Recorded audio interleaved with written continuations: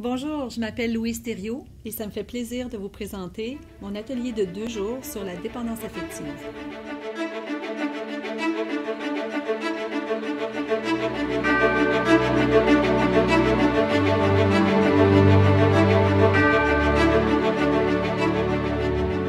Je vais vous parler de dépendance affective.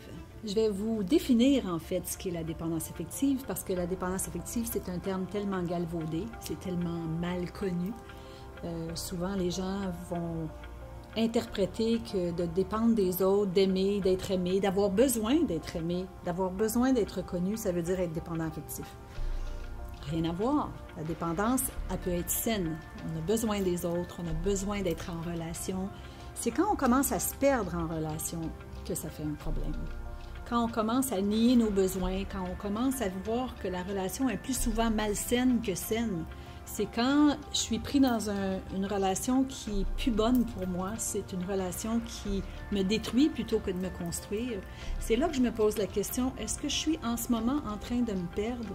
Est-ce que je suis en train de nier ma nature fondamentale et d'abîmer l'estime de moi ou l'amour ou la confiance en moi? Quand je fais passer l'autre avant moi-même, quand j'oublie mes besoins et quand je réalise que je ne suis plus en train de me construire, je suis en train de me détruire. C'est là que ça devient difficile de quitter.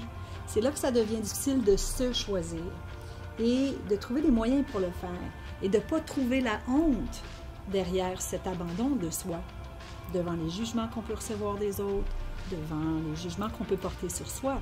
C'est pas facile de se choisir.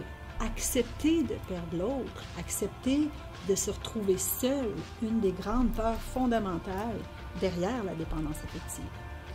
Alors, la conférence et l'atelier que vous allez vivre sur la dépendance affective va vous permettre d'avoir des outils pour mieux comprendre ce qu'est la dépendance affective, dans quelle mesure je me perds, parce qu'on se perd tous un peu dans nos relations. C'est normal, ça fait partie d'être en relation que de parfois faire des concessions. Mais jusqu'où la ligne devient malfaisante pour moi ou pour mon partenaire? Et comment sortir de cette relation tout en m'occupant de moi, en développant l'amour de moi, en faisant en sorte que je suis bien avec moi parce que dans le fond, je suis la seule personne au monde avec qui je suis sûre que je vais passer le reste de ma vie. J'aurais intérêt à prendre soin de cette personne. Bienvenue à cet atelier.